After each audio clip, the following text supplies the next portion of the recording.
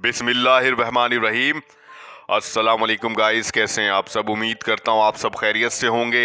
अपनी और अपनी फैमिलीज़ की लाइफ में आसानियाँ पैदा करने की जद्दोजहद में मसरूफ़ होंगे। मेरी दुआ है अल्लाह ताला आपकी और आपकी फैमिलीज़ की लाइफ में आसानियाँ पैदा करे और आपको ढेर सारी खुशियाँ और कामयाबियाँ नसीब करे। गाइस, इस वक्त आप देख रहे हैं मेरा YouTube channel Rehan the traveller और मैं हूँ आपका होस्ट, आपका दोस्त मोहम्मद रेहान। नए आने वाले तमाम दोस्तों से गुजारिश है चैनल को सब्सक्राइब कर दें और बेल आइकन को ज़रूर प्रेस कर दें ताकि मेरी तमाम आने वाली नई अपडेट्स आप तक बर वक्त पहुंच सके। आज का व्लॉग पुणे शहर के हवाले से है।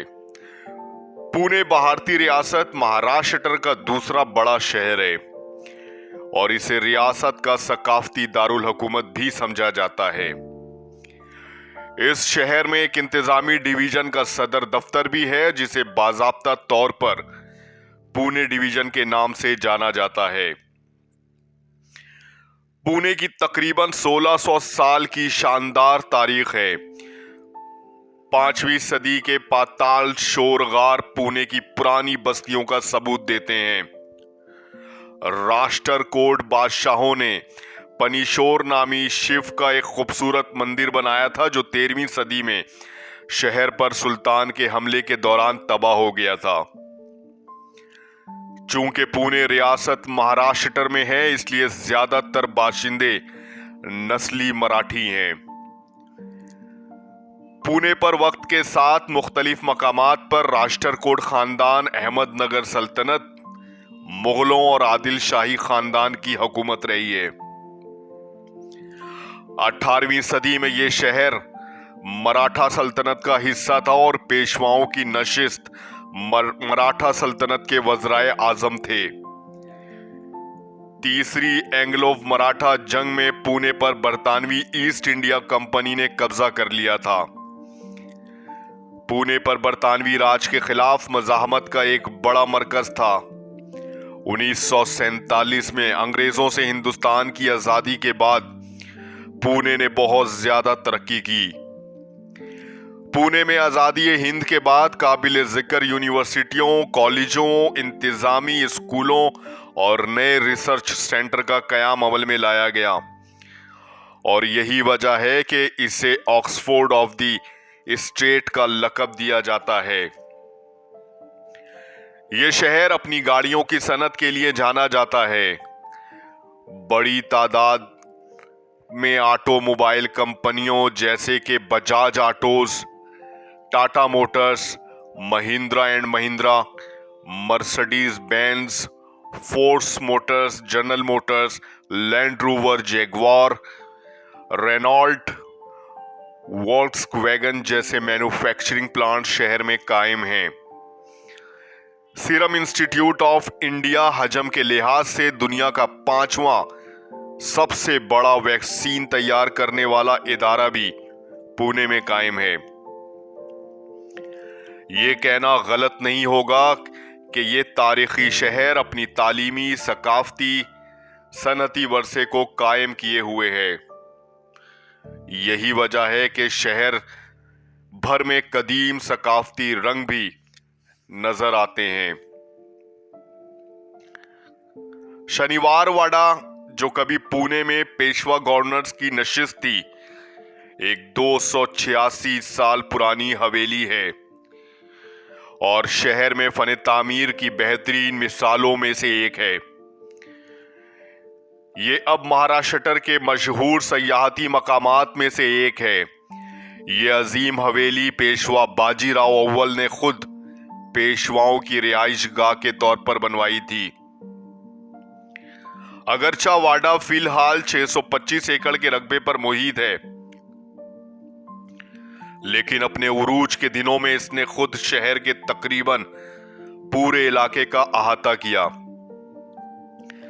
ये जगह अपने मुख्तलिफ किलों और चश्मों के साथ देखने वालों को हैरान करने में कभी नाकाम नहीं होता और बाजीराव अव्वल का शानदार मुजस्मा जो महल के दरवाजे पर आने वाले का इस्तकबाल करता है। अगरचा वाडा का ज्यादातर हिस्सा 1828 में एक नामालूम आग से तबाह हो गया था, लेकिन इसमें जो कुछ बचा है वो इतना ही सनसनीखेज और शानदार है। आगा खान महल की जबरदस्त इमारत पुणे में वाक़ है और 1892 में इसे सुल्तान मोहम्मद शाह आगा ने तामीर किया था। ये हिंदुस्तानी तारीख के अहम तरीन मकामात में से एक है और हिंदुस्तान की आज़ादी के बहुत से मुतय्यन लम्हात में इसका अहम किरदार रहा है। ये वो जगह थी जहां महात्मा गांधी, इनकी अहलिया कस्तूरबा गांधी के साथ साथ सरोजनी नायडू और महादेव देसाई को कैद रखा गया था। आगा खान महल अपने फन तामीर के साथ साथ इसकी तारीखी अहमियत के लिए भी जाना जाता है। 19 एकड़ की वसी एराजी पर फैला ये महल अब गांधी नेशनल मेमोरियल सोसाइटी का हेडक्वार्टर कहलाता है।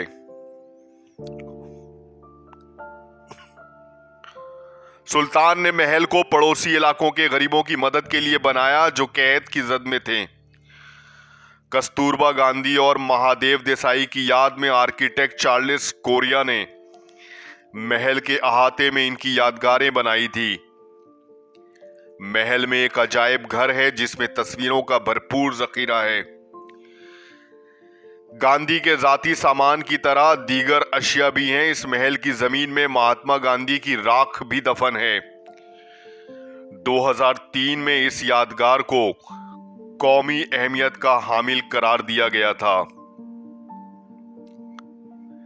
सवा मिज़ाइन मंदिर एक शानदार हिंदू पुणे मंदिर है जो भगवान स्वामी नारायण के लिए वक्फ है, जिसे बूचा सनवासी अक्सर पुरुषोत्तम स्वामी नारायण संस्था ने बनाया और इसका इंतजाम किया। ये मंदिर नागारा तर्ज के रिवायती फन तामीर की नुमाइश करता है जिसमें संगमरमर और रेत के पत्थर की पेचीदा ढांचे हैं जो सकाफती वर्षे की अक्कासी करते हैं। पुणे में कायम ये मंदिर रूहानी सरगर्मियों, सकाफती तकरीबात और समाजी खिदमात के मरकज के तौर पर काम करता है। ज़ायरीन पुरसकून माहौल का तजुर्बा कर सकते हैं, आरती और तकरीरों में शिरकत कर सकते हैं और हिंदुस्तानी रूहानियत पर नुमाइशों को तलाश कर सकते हैं। मंदिर अकीदतमंदों और सयाहों के लिए एक पुरअमन एतकाफ है जो स्वामी नारायण अकीदे और इसकी तालीमात की एक झलक पेश करता है।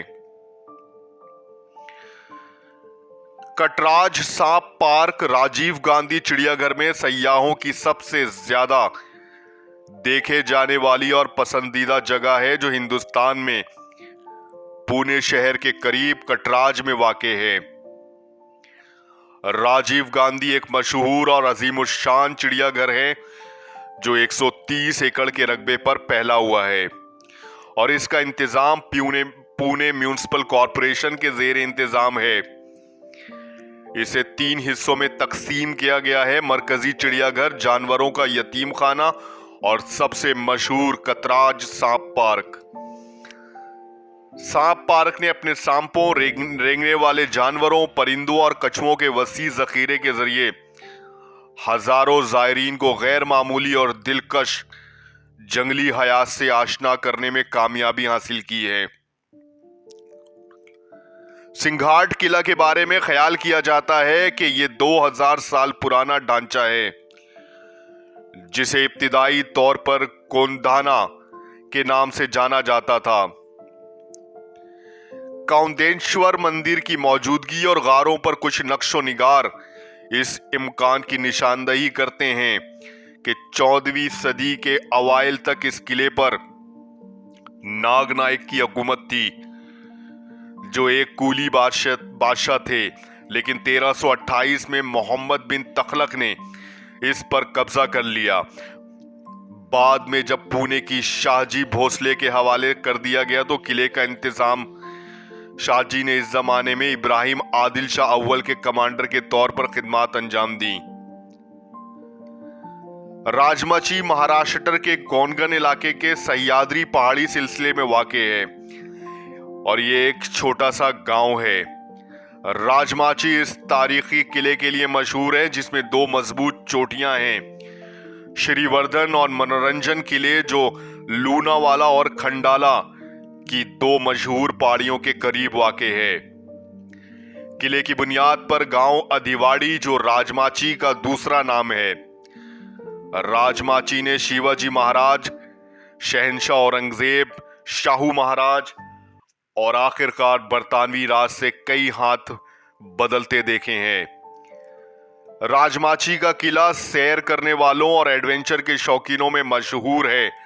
अगर आप एक मुकम्मल ट्रैक का तजुर्बा करना चाहते हैं तो आपको कोंधाने गारों की तरफ से शुरू कर सकते हैं जिसमें चढ़ने में 3-4 घंटे लगेंगे, लेकिन बसूरत दीगर आप सीधे अधिवाड़ी गांव तक गाड़ी में भी जा सकते हैं और फिर किला की चोटी तक 20-30 मिनट तक ट्रैक कर सकते हैं। दोनों रास्तों पर सादा और वाज़े तौर पर निशान ज़दा पगडंडी राजमाची को एक बहुत मशहूर इब्तिदाई ट्रैक बनाती है। पंचशीट वाटर पार्क पुणे के आसपास जाने के लिए सबसे मशहूर मकामात में से एक है। ये अपने बहादुर खेलों और सरगर्मियों के लिए जाना जाता है और इसे वरासा गांव पंचशीट डैम के दरमियान रखा गया है। लिहाजा अगर आपके जहन में पानी के खेल और तफरीह तो आप इस पुरकशिश मकाम का दौरा करना चाहेंगे। वाटर पार्क कटकवासा डैम से चंद किलोमीटर दूर है और पुणे डिस्ट्रिक्ट के तहत आता है। सह्याद्री पहाड़ों पर आराम करते हुए ये वाटर पार्क आपको एक हैरत अंगेज तजुर्बा देगा। गाइस, आज का व्लॉग पुणे शहर के हवाले से उम्मीद करता हूं आपको पसंद आया होगा। चैनल को सब्सक्राइब कर दें, बेल आइकन को प्रेस कर दें, लाइक करें, कमेंट्स करें, शेयर करें और मुझे दें इजाजत। अगले व्लॉग तक के लिए मिलते हैं अगले व्लॉग में, तब तक के लिए अल्लाह हाफिज।